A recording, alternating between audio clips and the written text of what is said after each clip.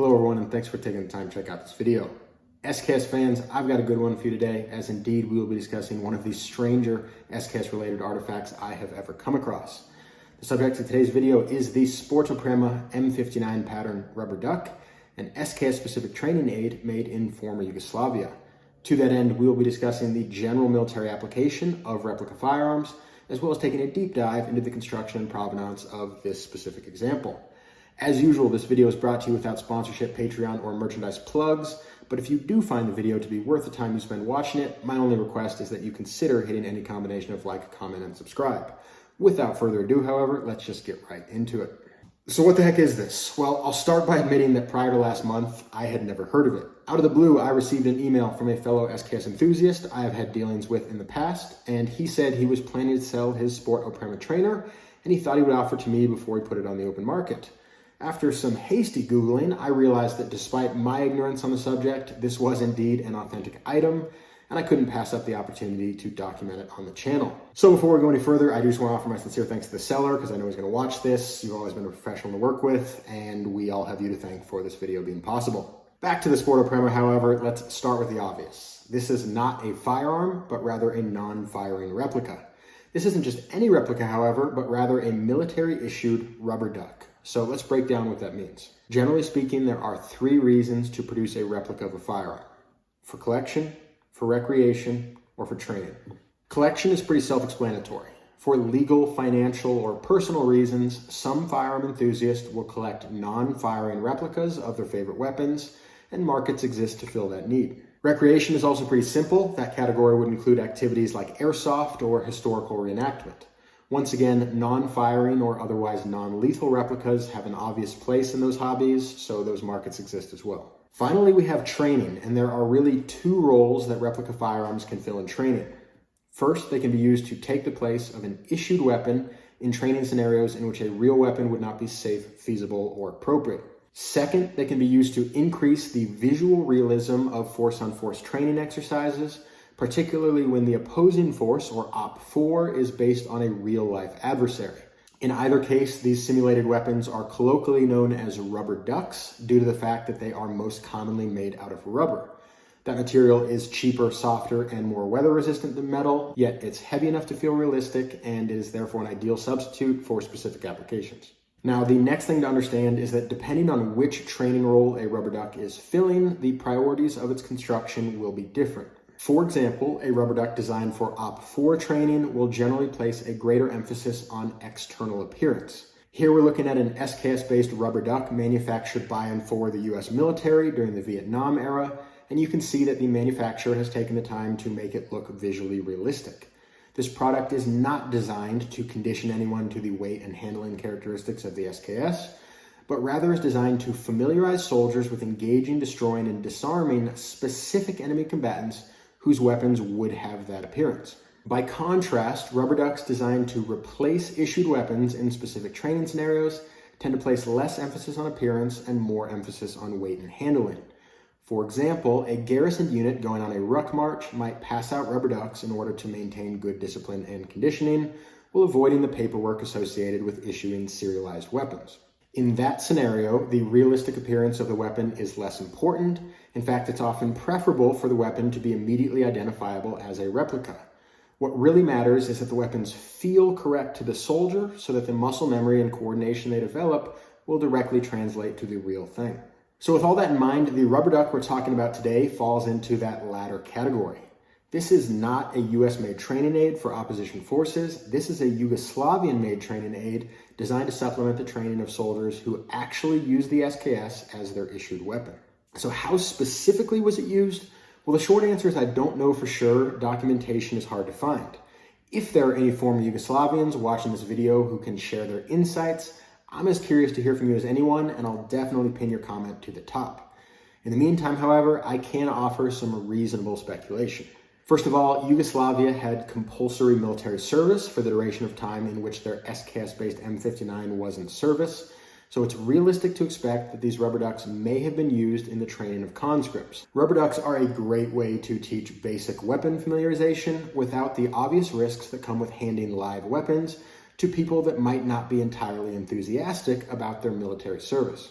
On the other side of that coin, it should also be acknowledged that Yugoslavia was one of the more professional military forces of the former communist bloc, and it's likely that they used rubber ducks in the same way that the volunteer-based US military uses them today. Although this might seem counterintuitive to some, rubber ducks are disproportionately exploited by direct action, combat arms, and special warfare organizations, including the schools and selection programs that feed them. The reality for all professional militaries is that after initial entry training, service members in many occupational specialties can go weeks or months without touching a firearm, and indeed may perform training events like ruck marches, convoys, and field exercises without weapons of any kind.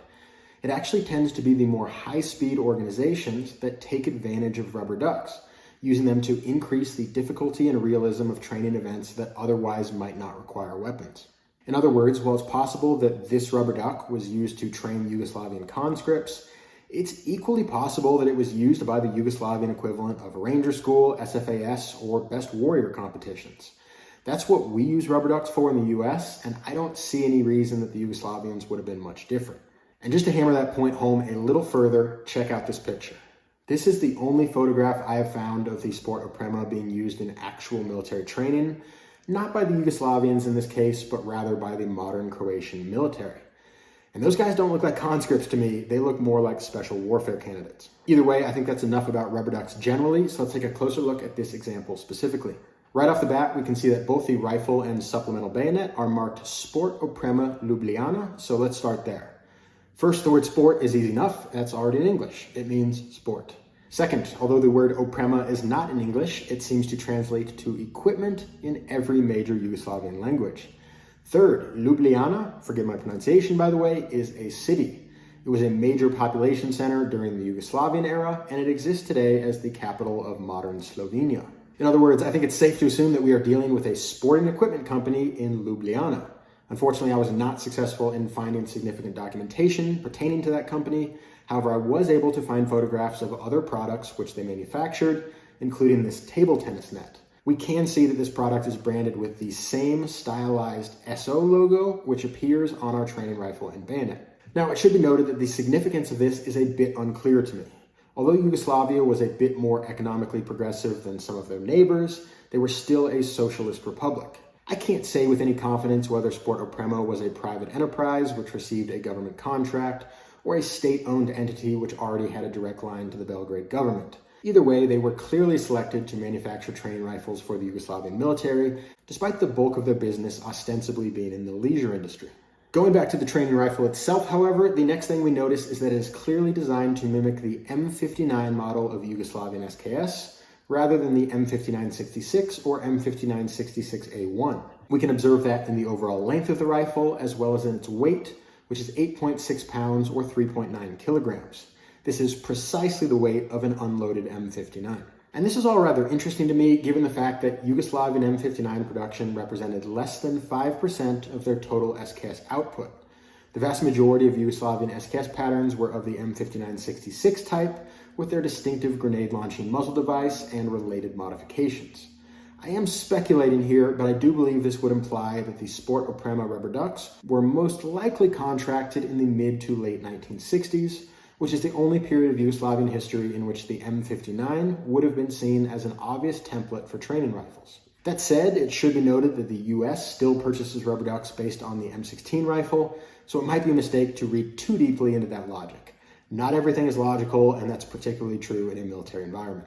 By the way, if you are interested in learning more about the M59 and M5966 series of rifles, I'd suggest checking out my Introduction to the Yugoslavian SKS video, and I've taken the liberty of linking that in the description.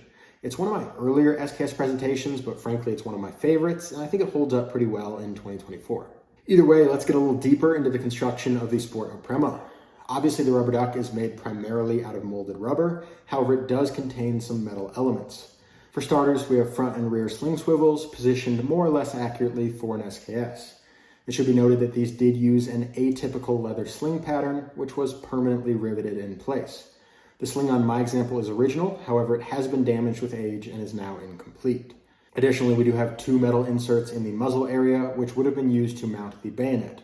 Specifically, we have a lug of sorts to secure the pommel of the bayonet, and a threaded portion to affix the bayonet guard over the barrel. Now, it should be noted that having seen pictures of mounted sport Oprema bayonets online, it is clear to me that the bayonet that came with my example is of the wrong pattern. Although it does fit over the rear bayonet lug, it lacks the looped guard design, which would allow it to be securely mounted to the barrel with a screw that I also do not have. I suspect that this bayonet was produced for a different model of replica rifle, or perhaps was simply made to be a training knife for hand-to-hand combat. It is very soft and you could aggressively stab or slash someone with it without causing any injury. Either way, the barrel itself is made of steel with an external rubber coating.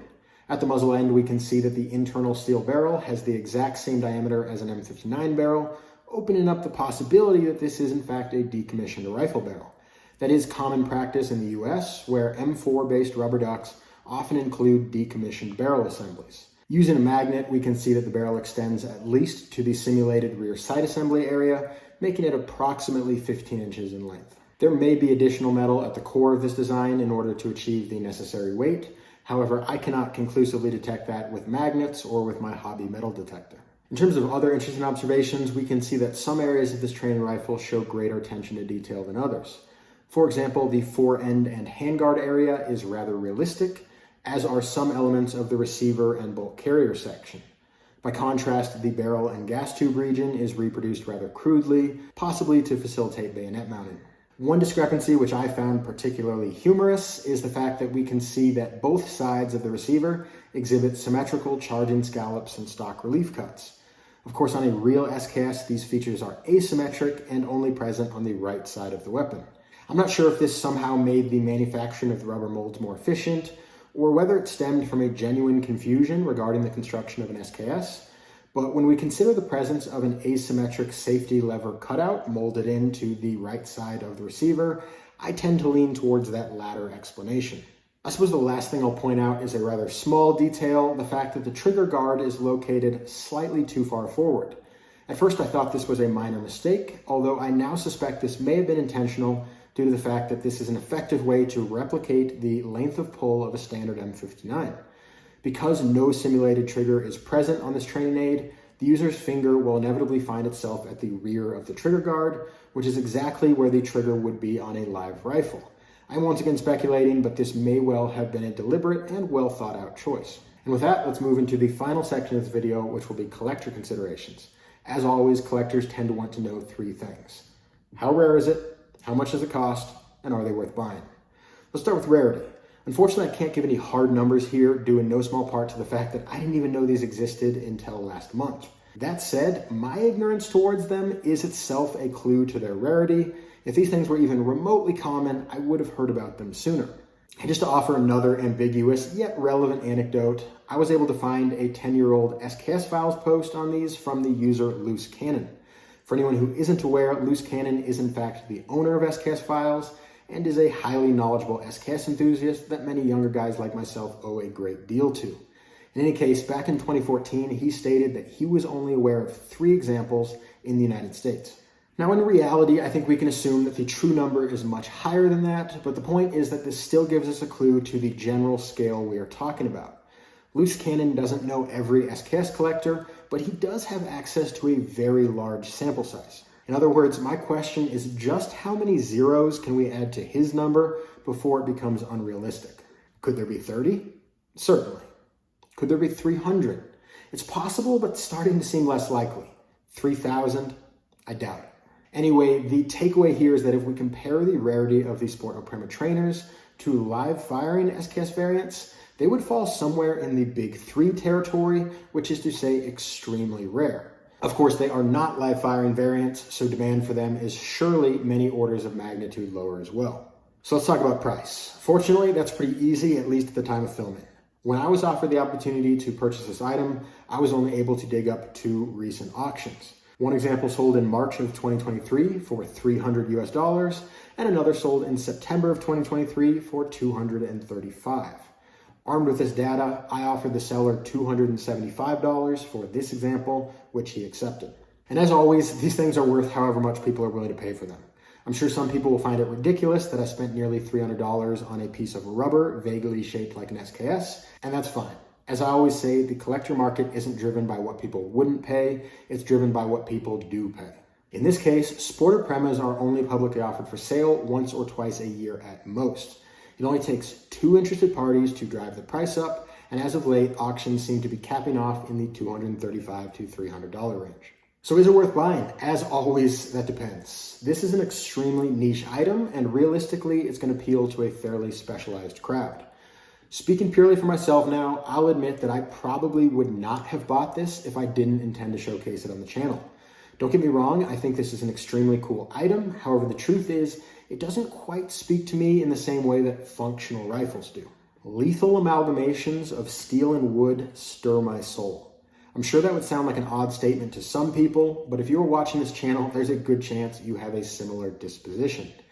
And although this hunk of rubber is intimately related to my firearm passions, and indeed is infused with a truly unique piece of the SKS's larger story, it just doesn't command my attention as others do. That said, half of the fun of living in a free country is that you get to march to the beat of your own drum, and that which moves me does not have to move you. If you're a hardcore SKS collector and your goal is to distinguish your collection, honestly, I think this is a pretty cost-effective investment. By many definitions, this still qualifies as a distinctive variant of SKS pattern carbine, and an exceptionally rare one at that. Many collectors strive to check every imaginable box, and $250-ish is not a ton of money to own an item that 99% of SKS collectors will never even see in person. Furthermore, I would imagine this is a must-have for SKS collectors with a particular focus on Yugoslavian variants. I'm personally geared a bit more towards the Chinese side of the spectrum, and if this was a Chinese training rifle, I suspect I would be a little more enthusiastic about it. Once again, different strokes for different folks. Finally, it should be noted that some collectors and militaria enthusiasts are not shooters. Due to legal, financial, or personal reasons, they focus on non-lethal or less lethal artifacts. For people who collect SKS accessories like slings and bandoliers, I imagine this would be a hot find. Also, for people that love the story of the SKS but can't or choose not to have firearms in their home, once again, this could be a very cool item.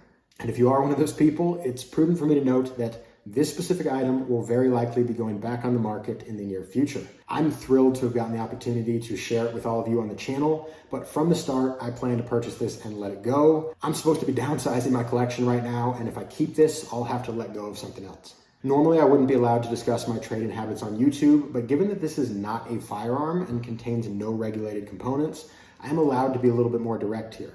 I don't think I'll have any trouble getting back what I put into this if I just put it up for public auction, but if any friends of this channel who've watched this video to the end are interested in scooping it up before that goes public, feel free to contact me using the email address in the description of this video.